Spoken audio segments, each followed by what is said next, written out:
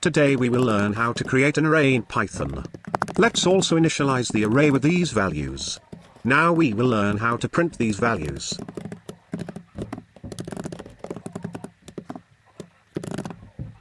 Let us also tell the print function to insert a new line every time. Oh, and don't forget to increment I. Now let us see how we can copy an array in Python.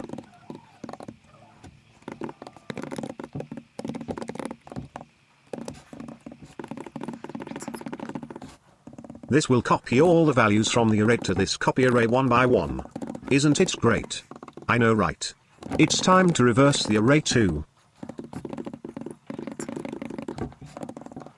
Oh, I accidentally put line breaks. My bad.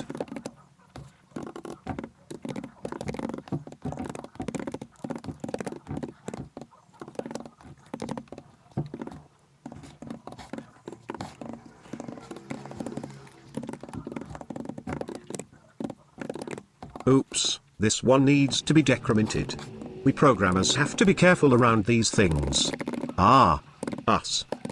Let us make a substring from a string.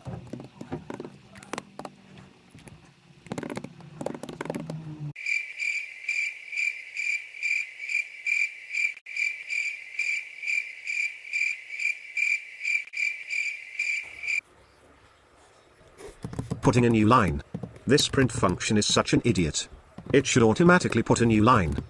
Anyway, let us not lose focus, guys. Because now we are going to learn how to create a class in Python. Don't forget the naming style for objects, guys. Now we will define its constructor. Shit! I'm getting me melon. FBI, open up!